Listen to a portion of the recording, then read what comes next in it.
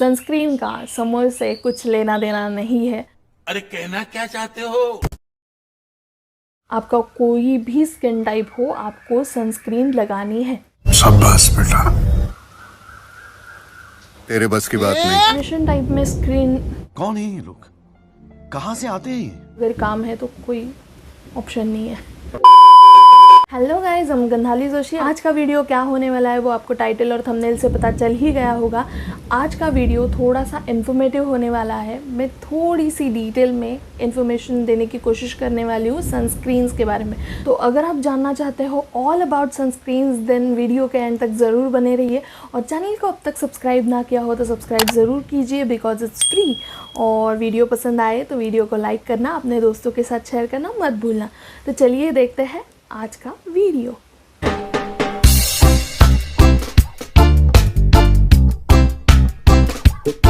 तो सबसे पहला इम्पॉर्टेंट क्वेश्चन आता है, आखिर क्यों यूज़ करना है सनस्क्रीन। अगर आप किसी डर्मैन या फिर डॉक्टर से पूछने जाओ कि एक ऐसी चीज़ बताओ मेरी स्किन के लिए जो लॉन्ग टर्म के लिए इफ़ेक्टिव होगी, या फिर आप सिर्फ एक ही प्रोडक्ट में इन्वेस्ट कर सकते हो, तो ऐसा कौन सा प्रोडक्ट आप रिकमेंड करोगे, ऐसा पूछने जाओगे तो आपको जवाब मिलेगा सनस्क्रीन। यस, सनस्क्रीन एक ऐसी चीज़ है जो आपको लॉन्ग टर्म के लिए बहुत अच्छे रिजल्ट्स दे सकती है। लेकिन फिर भी क्यों यूज़ करनी है सनस्क्रीन? तो सनरेज जो होते हैं वो यूवी रेज और विजिबल लाइट में डिवाइड होते हैं। और यूवी रेज जो होते हैं वो यूवीए, यूवीबी और यूवीसी रेज होते हैं। तो यूवीसी रेज जो होते हैं वो ओजोन लेयर से वहाँ पे ही एब्जॉर्ब हो जाते हैं, लेकिन यूवीए और यूवीबी रेज जो होते हैं और जो विजिबल लाइट होती है वो डायरेक्टली हमारे स्किन तक आ पहुँचते हैं। तो इससे क्या होता है, अगर आप सिर्फ यूवीबी रेज की बात करेंगे तो यूवीबी रेज बर्न कॉज कर सकते हैं, UVA rays wrinkles, ageing cause कर सकते हैं। तो कंबाइन में कहने जाऊँ तो यूवी रेज से बर्न हो सकता है, टैनिंग हो सकता है, स्किन डैमेज हो सकता है, स्किन कैंसर तक हो सकता है। और विजिबल लाइट जो होती है वो सिर्फ सन से नहीं आती, वो हमारे जो भी स्क्रीन्स हम यूज़ कर सकते हैं, लैपटॉप, टीवी, कंप्यूटर या फिर मोबाइल्स, ये स्क्रीन्स जो होती है उनसे भी विजिबल लाइट आती है जो हमें पिगमेंटेशन कॉज कर सकती है। कोई भी ये स्क्रीन के सामने 8 घंटे काम करना is equal to 20 minutes sun exposure. तो इसी वजह से सनस्क्रीन अप्लाई करना बहुत ज़्यादा ज़रूरी हो जाता है। कोई भी सनस्क्रीन आप अगर चूज़ कर रहे हो तो उस सनस्क्रीन में क्या देखना ज़्यादा इम्पॉर्टेंट है। आपका सनस्क्रीन जो है वो ब्रॉड स्पेक्ट्रम होना चाहिए, मतलब आपको उसने यूवीए और यूवीबी रेज से प्रोटेक्शन देना बहुत ज़्यादा ज़रूरी है। उसमें PA+++ होना बहुत ज़्यादा ज़रूरी है और वो वाटर रेजिस्टेंट होना ज़रूरी है। आपको सनस्क्रीन अप्लाई करते वक्त 1 चम्मच सनस्क्रीन जितना होगा उतना अप्लाई करना ज़रूरी है। और हर 2-3 घंटे के बाद सनस्क्रीन अप्लाई करना ज़रूरी है अगर आप डायरेक्ट सन एक्सपोजर में हो तो। इसके साथ साथ ही आपको बाकी चीज़ों का भी ख्याल रखना है, जैसे कि अम्ब्रेला यूज़ करो या फिर अपने कपड़े उस तरह से पहनो और शेड्स पहनो या फिर कवर करने वाली हैट्स पहनो। ऐसी चीज़ों का ध्यान आप रख सकते हो। और ज़्यादातर जो 10 AM to 4 PM का जो वक्त होता है उस समय में अगर बाहर जाना ज़्यादा ज़रूरी नहीं होगा तो उस सन एक्सपोजर को आप अवॉइड कर सकते हो। तो अब बात करते हैं सनस्क्रीन के टाइप्स की। सनस्क्रीन मेनली 2 तरह के होते हैं, एक तो मिनरल बेस्ड सनस्क्रीन या फिर chemical based sunscreen. Mineral based sunscreen जो होते हैं उनमें मिनरल ऑक्साइड्स पाए जाते हैं। इसमें ज़्यादातर जिंक ऑक्साइड या फिर टाइटेनियम डाइऑक्साइड होता है। और जो केमिकल बेस्ड सनस्क्रीन होते हैं वो केमिकल यानी कि सिंथेटिक वे में बने गए होते हैं, सिंथेटिक इंग्रेडिएंट से, केमिकल इंग्रेडिएंट से। अब बात करते हैं मिनरल बेस्ड सनस्क्रीन की। तो मिनरल बेस्ड सनस्क्रीन का फ़ायदा ये होता है कि ये स्किन में एब्जॉर्ब नहीं होता, ये स्किन के ऊपर एक लेयर तैयार करता है। उसकी वजह से क्या होता है, अगर आपकी स्किन पर सन रेज पड़ेंगी तो वो सीधा डायरेक्टली रिफ्लेक्ट हो जाएंगी, स्किन में एब्जॉर्ब नहीं होंगी। और मिनरल बेस्ड सनस्क्रीन का एक फ़ायदा ये है कि ये बहुत पहले से लगाने की ज़रूरत नहीं होती। अगर आपने डायरेक्टली लगा लिया और बाहर निकल गए, ऐसा भी चल सकता है। और अगर आप केमिकल बेस्ड सनस्क्रीन की जो अगर बात करें, तो केमिकल बेस्ड सनस्क्रीन जो होता है वो कम से कम 20-25 मिनट पहले लगा के रखना पड़ता है बाहर जाने से। ये डायरेक्टली स्किन में एब्जॉर्ब हो जाता है, तो उसकी वजह से क्या होता है, सन की जो रेज़ होती है वो ये एब्जॉर्ब कर लेता है और उसको हीट और एनर्जी में कन्वर्ट कर लेता है। और ये केमिकल बेस्ड जो सनस्क्रीन होते हैं वो आप अगर ज़्यादा धूप में, गर्मी में जा रहे हो, ट्रॉपिकल आइलैंड पे जा रहे हो, ज़्यादा समुद्र किनारे या फिर जहाँ पे सनरेज़ आपके डायरेक्टली चेहरे पे आने वाली है, आपके सर के ऊपर सूरज रहने वाला है, ऐसी जगह पे जाने वाले हो, तो ज़्यादा प्रोटेक्शन के लिए ये अच्छा रहता है। लेकिन केमिकल बेस्ड सनस्क्रीन में सिंथेटिक और केमिकल इंग्रेडिएंट्स जैसे कि सिलिकॉन वगैरह होने की वजह से रेगुलर यूज़ के लिए ये स्किन में एब्जॉर्ब होना अच्छा नहीं होता, ऐसे माना जाता है।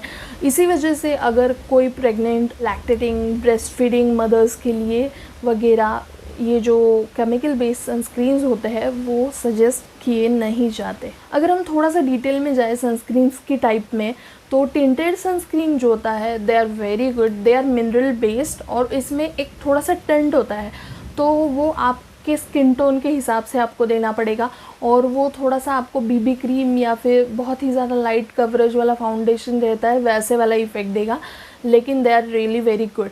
और आपका सनस्क्रीन जो भी होगा वो आपके स्किन के टाइप से लेना बहुत ज़्यादा ज़रूरी है। ऑयली स्किन के अगर हम बात करें तो आपके लिए मैट सनस्क्रीन जो आते हैं या फिर जेल बेस्ड सनस्क्रीन आते हैं, इमल्शन बेस्ड सनस्क्रीन आते हैं, वो बहुत ज़्यादा अच्छे होते हैं।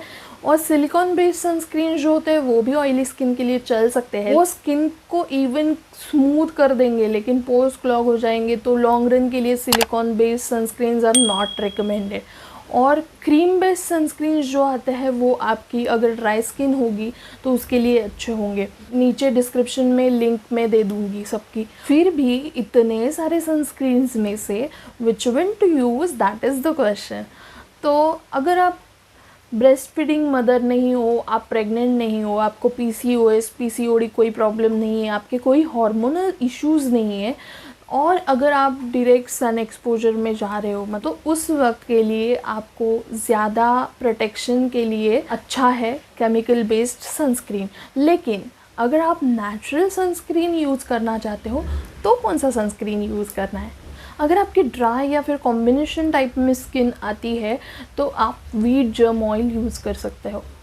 Yes, you heard it right, oil use कर सकते हो आप, क्योंकि वीट जर्म ऑयल जो होता है उसमें जिंक होता है, और जिंक जो होता है वो सीबम प्रोडक्शन को रीयूज़ कर देता है, उसकी वजह से एक्ने, पिंपल्स वगैरह आना भी कम हो जाता है। और अगर आप ऑयल यूज़ कर रहे हो तो मॉइस्चराइज़र यूज़ करने की ज़रूरत नहीं है। तो आपको क्या करना है, फेस धोने के बाद जो गीला फेस होगा उसी में आपको थोड़ा सा ही वीट जर्म ऑयल लेना है और एब्जॉर्ब होने तक अच्छे से मसाज करना है बस, and you are good to गो।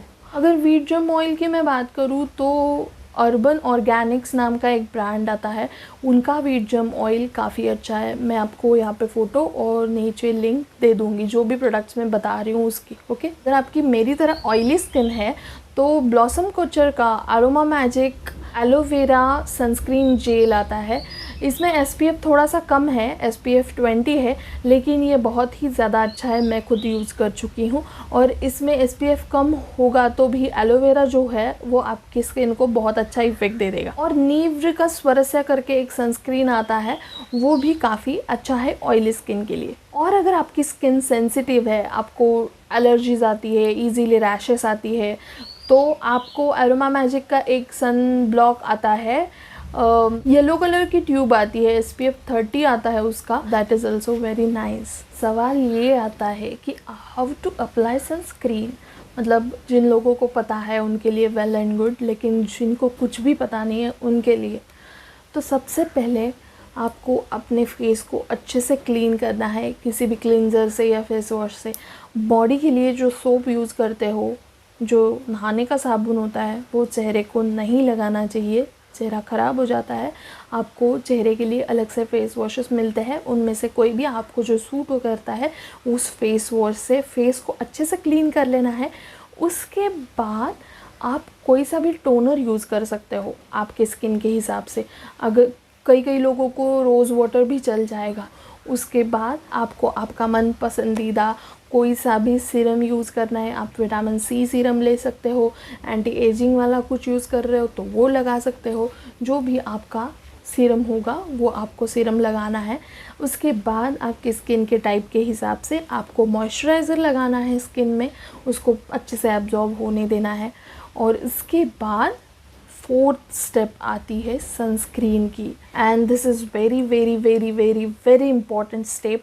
आपको सनस्क्रीन मिस नहीं करना है। अगर आप मेकअप कर रहे हो तो इसके ऊपर आपको अपना मेकअप करना है। अब कुछ लोग होते हैं जिनकी ऑयली स्किन होती है, उनको लगता है कि ये मॉइस्चराइज़र भी लगाना है, उसके बाद सनस्क्रीन भी लगाना है।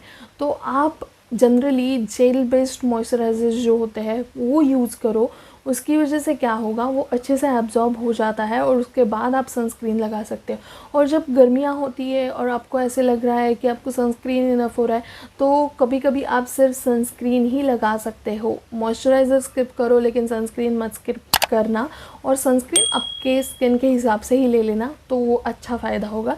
या फिर आप मॉइस्चराइज़र की क्वांटिटी थोड़ा सा कम लेके उसी में सनस्क्रीन मिक्स करके साथ में जेल बेस्ड मॉइस्चराइज़र होगा तो वो अच्छे से मिक्स हो जाएगा और एक साथ ही आप अपने चेहरे पे अप्लाई कर सकते हो। But don't skip sunscreen, never never.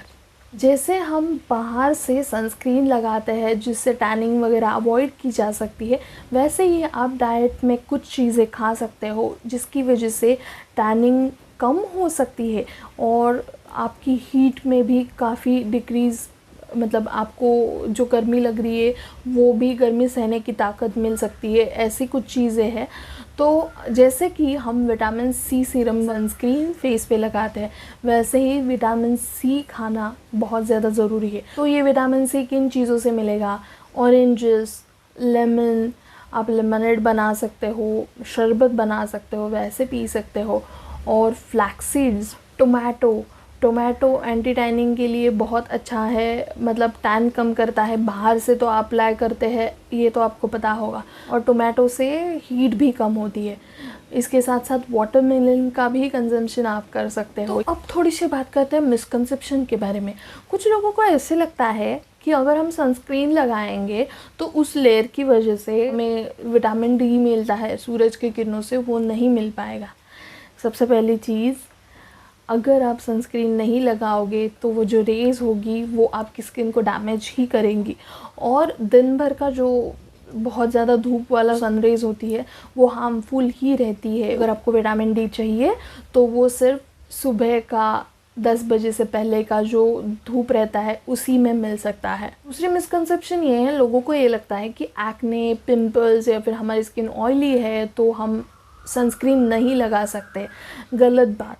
अगर आप सनस्क्रीन नहीं लगाओगे तो ये जो एक्ने पिंपल्स होते हैं इनके काले धब्बे रह जाएंगे और डायरेक्टली सनलाइट की वजह से बहुत ज़्यादा काले हो जाएंगे, और उसके बाद फिर से आपकी स्किन ऑयली हो जाएगी, फिर से आपके पिंपल्स आ जाएंगे, फिर से उसके मार्क्स रह जाएंगे और फिर से वो काले पड़ जाएंगे और फिर से वो ज़्यादा डार्क हो जाएंगे।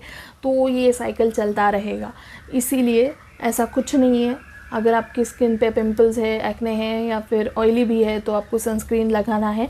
जैसे कि मैंने बताया, स्किन टाइप के हिसाब से अलग अलग टाइप की सनस्क्रीन आती है, उस हिसाब से आपको आपकी सनस्क्रीन चूज़ करनी है। इवन डॉक्टर्स रेकमेंड करते हैं, अगर आपके छोटे बच्चे हो और आप कहीं बाहर घूमने जा रहे हो जहाँ पे डायरेक्ट सनलाइट होने वाला हो, या फिर आपके बच्चे खेलने जा रहे हो, तो बच्चों के लिए सनस्क्रीन आता है वो, या फिर जो मिनरल बेस्ड सनस्क्रीन आती है वो भी आप बच्चों के लिए यूज़ कर सकते हो। लेकिन बच्चों के लिए भी सनस्क्रीन यूज़ करना इम्पॉर्टेंट है। और अगर आप घर में होने वाले हो तो आप नहाने के बाद, जैसे आपका स्किन केयर रूटीन मैंने बताया कब अप्लाई करना है, उसके बाद एक बार अप्लाई करते हो तो वो 4-6 घंटे रह सकता है।